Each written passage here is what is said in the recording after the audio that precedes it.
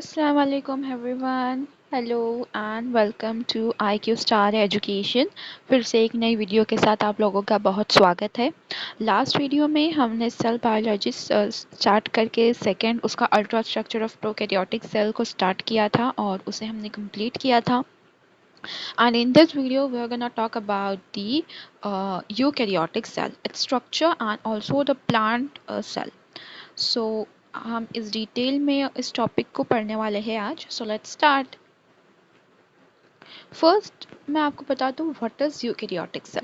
तो हमने last video में देखा था कि प्रोकैरियोटिक सेल में न्यूक्लियस नहीं होता, but here in the eukaryotic cell true nucleus is present. So यहाँ पे एक वेल सेपरेटेड होता है डीएनए साइटोप्लाज्म से, दैट्स वाई सेल में न्यूक्लियस प्रेजेंट होता है। सो ये they are easily distinguished from the prokaryotic cell. So ये सेल बहुत सारे सेल ऑर्गेनेलीज पोजेस करता है, जैसे कि है mitochondria, then nucleus, then lysosome, plasma membrane, endoplasmic reticulum, Golgi bodies etcetera. So इन सब को हम डिटेल में पढ़ने वाले हैं। तो जो यूकैरियोटिक सेल है वो डिफरेंट शेप्स एंड साइजेस के होते हैं which are present in plant cell as well as in animals. So sizes differ करता है। फॉर एग्जांपल ऑस्ट्रिच जो कि है largest cell and the nerve cell which is the longest cell. तो यहाँ पे जो डीएनए है वो क्रोमोसोम में ऑर्गेनाइज होता है which are always associated with the histone protein which is present in the nucleus only. So ये हो गया यूकैरियोटिक सेल का। अब हम पढ़ते हैं यूकैरियोटिक प्लांट सेल के बारे में। तो यहाँ पे यूकैरियोटिक प्लांट सेल में मैंने आपको स्टार्टिंग के वीडियो में ही बताया था कि रॉबर्ट हुके ने जब पीस ऑफ कॉर्क को माइक्रोस्कोप के अंडर स्टडी किया था तो उसे एक हनीकॉम लाइक स्ट्रक्चर दिखा था। तो और उसने ईच कंपार्टमेंट को एज अ सेल रेफर किया था। तो that was the first time it was discovered. तो एनिमल सेल और प्लांट सेल में क्या डिफरेंस है? तो एनिमल सेल में और प्लांट सेल में वो सब ऑर्गेनेलीज होते हैं, बट ये जो तीन cell wall, plastid and vacuole, ये प्लांट सेल में प्रेजेंट होते हैं but they are absent in the animal cell. Vacuole की बात करें तो वो एनिमल सेल में प्रेजेंट होता है but it is small as compare to plant cell. तो प्लांट सेल जैसे मैच्योर्स होते हैं, a particular function is perform by the particular group of cell and they have various shapes and sizes, like the shapes varies from spherical, oval, polygonal, rectangular, elongated, etc. And the sizes varies from 1 upon 10 millimeter to 1 upon 100 millimeter. So let's start with the cell wall. तो cell wall is a rigid elastic membrane bounding cell जो कि है cellulose से बना हुआ, that is C6H12O5N, और they possess cell wall possess a large number of minute pore, they are known as micelle. So micelle act as a semi permeable membrane, yes, तो जिसमें से वो कुछ सब्सटेंस को अलाउ करता है पास होने के लिए। The cell wall has three part, middle lamella, primary wall and secondary wall. So middle lamella is nothing but the outer wall which is shared by the adjacent cell and it is composed of pectin and protein. Primary wall एक rigid skeleton of cellulose microfibre से बनी हुई है जो कि embedded है gel like matrix में, और वो gel like matrix pectin compound, hemicellulose और ग्लाइकोप्रोटीन से बनी हुई है। सेकेंडरी वॉल की बात करें तो they are formed after the cell is enlarged, but and it is generally layered and it is made up of cellulose, hemicellulose and lignin. So this was all about the cell wall.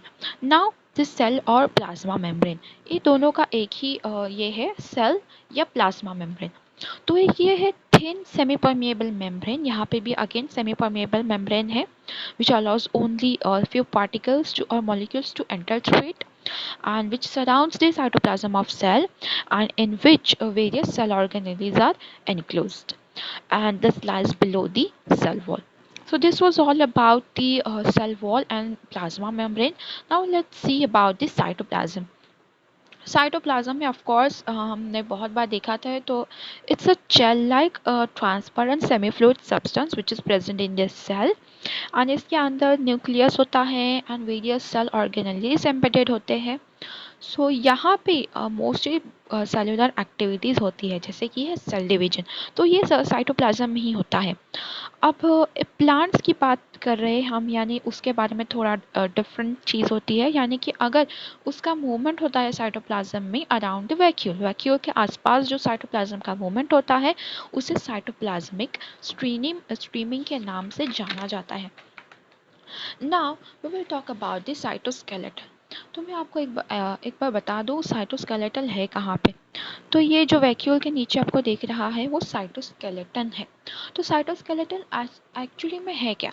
So it is nothing but the network of fibres through out the cytoplasm. Now what is the function of the cytoskeleton? So it's nothing but it helps the cell to maintain its shapes and give support. That's it. And उसका हम थोड़े से parts देखें तो there are two types of cytoskeleton, that is the microfilaments and microtubules. तो microfilaments है वो solid rod like shape के होते हैं and they are made up of actin which is a globular protein and they are the primary structure of the cell which is very much important for the cell. Microtubules की बात करें तो they are straight hollow cylinder like structure and they are found throughout the cytoplasm of all eukaryotic cell. यहाँ पे एक differentiating point हो जाता है that the microtubules are only found in the eukaryotic cell but they are absent in the prokaryotic cell. Now they carry out the many functions from transportation to the structural support. So ये बहुत सारी चीज़ों functions में support करता है। our important cell organelle nucleus. Nucleus आप इसको आपके ऊपर आपको पेपर में एक अलग से क्वेश्चन भी आ सकता है that the right about the nucleus. तो या ये 3 मार्क्स का आ सकता है आपको पेपर में। So let's see what is nucleus. Nucleus is the spherical, highly specialized dense part of protoplasm which is embedded in the cytoplasm. And we can say it is the control center of the cell. जैसे कि brain हमारे body के control centre है, वो सब functions को perform करने के लिए बोलता है, वैसे ही न्यूक्लियस है जो कि कंट्रोल करता है सारी के सारे फंक्शंस को, which are all the vital activities done in the cytoplasm. अब ये जो न्यूक्लियस है वो एक न्यूक्लियर मेम्ब्रेन से सराउंड करता है। Let me show you here as you can see this pink color is the pink color circle is the nucleus and उसको जो पिंक कलर के बॉर्डर से दी गई है वो न्यूक्लियर मेम्ब्रेन है। तो न्यूक्लियर मेम्ब्रेन का एक्चुअली फंक्शन क्या है? तो न्यूक्लियर मेम्ब्रेन स्टोर करता है सेल्स का genetic material as well as it coordinates with the cell activities like growth, metabolism, etc. Now cell के न्यूक्लियस के अंदर कौन से केमिकल कंपोनेंट है?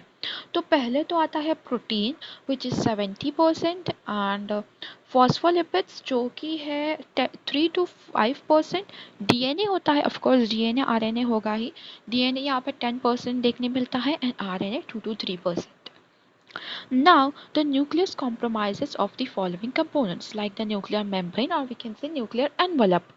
So ये lipid bilayer से बना होता है and it surrounds the genetic material and the nucleolus. Nucleus sap जैसे कि है उसे also known as the nuclear plasm. हमने देखा कि साइटोप्लाज्म जो कि होता है सेल के अंदर और जो न्यूक्लियस के अंदर होता है लिक्विड सेमी फ्लूइड सब्सटेंस उसे न्यूक्लियस सैप कहा जाता है। Nucleolus is present within the nucleus and which helps in the synthesis of the ribosome. Nuclear pores होते हैं, these are the tiny holes जो कि न्यूक्लियर मेम्ब्रेन में होते हैं and it allows nucleic acid proteins to move in and out of the nucleus. Chromatin threads, that is DNA, RNA and nucleoproteins, they are most conspicuous and सब लोगों ने cell division देखा ही होगा, तो cell division में वो thick हो जाते हैं and they are embedded in the form of chromosome. As we all know that the number of chromosomes are constant for a given organism in a cell. So this was about the nucleus. Now our next cell organelle is the chloroplast. Chloroplast सिर्फ plants में ही present है, इसीलिए उसे एक specialised organelle के नाम से जाना जाता है। Now it carry out the function of photosynthesis. Of course we all know that chloroplast है तो ही फोटोसिंथेसिस परफॉर्म होगा। Now chloroplast is made up of stacks of thylakoid disc that contain chlorophyll. Thylakoid disc जब उसके stack आते हैं तो उसे ग्रैनम कहा जाता है। तो वो बहुत सारे ग्रैनम में ही होता है क्लोरोफिल, जिससे फोटोसिंथेसिस परफॉर्म होता है। The photosynthesis takes place on the thylakoid disc only. Now let's see about the endoplasmic reticulum, our ER. Let me show you where is endoplasmic reticulum. हमने बहुत बार endoplasmic reticulum that is ER का नाम सुना ही होगा। सो यहाँ पे है जो ब्लू कलर का दिख रहा है। So there are two types of ER, that is rough ER and smooth ER. First let me tell you what is ER. So it is a network of sacs that manufacture, process, transport protein in cell. तो यहाँ पे जितने भी चीज़ें हो रही है वो प्रोटीन से रिलेटेड ही हो रही है एंडोप्लाज्मिक रेटिक्यूलम में। तो जो रफ ER है वो उसका काम है राइबोसोम को बनाना। आई मीन टू से वो प्रोड्यूस करता है protein with the help of ribosome. And जो प्रोटीन प्रोड्यूस करता है वो सैक में प्रोड्यूस करता है and the sac is known as the cisternae. तो वो जो सिस्टर्नी है वो स्मूथ ईआर उसको ट्रांसपोर्ट करता है। So you can say that the smooth ER is the vehicle in which cisternae is transporting. वो सिस्टर्नी को लेकर स्मूथ ईआर चला जाता है गोल्जी बॉडीज के पास एंड देन गोल्जी बॉडीज उसको फिर बाहर ट्रांसपोर्ट करने में हेल्प करता है। So this was the function of the ER, that it also produces and also transports the protein. Now ER तो हो गया, अब हम आगे का सेल ऑर्गेनेली देखते हैं, that is the Golgi complex. Golgi complex आपने अभी डायग्राम में देखा ही होगा। मैंने आपको जस्ट बताया कि it is responsible for the manufacturing, storing और ट्रांसपोर्टिंग सेलुलर प्रोडक्ट्स। जैसे स्मूथ या सिस्टर्नी को जैसे लेकर आता है गोल्जी कॉम्प्लेक्स के पास, गोल्जी कॉम्प्लेक्स उसको बाहर एक्सपोर्ट करने में हेल्प करता है। So that was about the Golgi complex. Now the mitochondria. We all know mitochondria is the powerhouse of the cell. It is a oblong-shaped double membrane organ which is found in the cytoplasm only. It converts glucose to ATP for cell, that is the energy. Now our next cell organelle is the peroxisomes.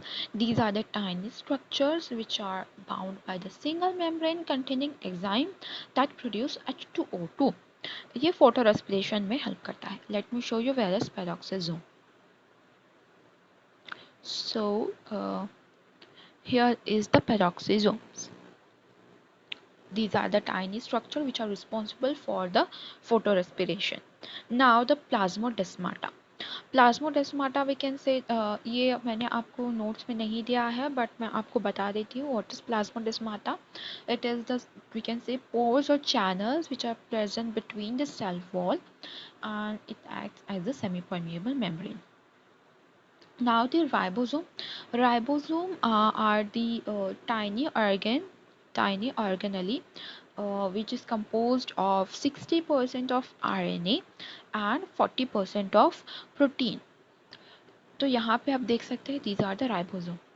Ribosome एक site है protein synthesis के लिए which are very important for the cell. Last but not the least, vacuole and the cell sap. We can say vacuole के अंदर cell sap होता है which is made up of various salt, glucose, sugar and organic acid. तो mature cell में एक से ज़्यादा cavities present होती है, उसमें की होता है सेल सैप, उसे कहा जाता है वैक्यूम। इसका सिग्निफिकेंस एक्चुअली में है क्या? So it is used for storage, detoxification, protection and growth of plant cell, that's it. So आज के वीडियो में हमने देखा, एक क्विक रिवीजन ले लेते हैं कि what is eukaryotic cell. Then हमने प्लांट सेल के बारे में स्टडी किया जिसमें हमने cell wall, plasma membrane, cytoplasm, cytoskeleton, nucleus, then chloroplast, ER, Golgi complex, mitochondria, peroxisome, ribosome and vacuole के बारे में थोड़ा बहुत इन्फॉर्मेशन ली। तो ये एक डिटेल वीडियो था यूकैरियोटिक सेल के सेल ऑर्गेनेली का। तो आपने अगर मेरी लास्ट वीडियो देखी होगी तो उसमें मैंने आपको एक क्विज पूछा था जिसका आंसर है ऑल ऑफ द मंथ। जी हाँ, now it's the quiz time. आज का क्विज है what is full of holes but still holds water? What is full of holes but still holds water? जी हाँ, अगर आपका आंसर आता है तो comment down in the comment section. Next video में हम यूकैरियोटिक एनिमल सेल के बारे में पढ़ेंगे, उसका डिटेल स्ट्रक्चर हम स्टडी करेंगे। So that's it for today. Thank you very much for watching the video. If you like the video, hit the like button, share and subscribe for more such amazing educational videos. Thank you so much.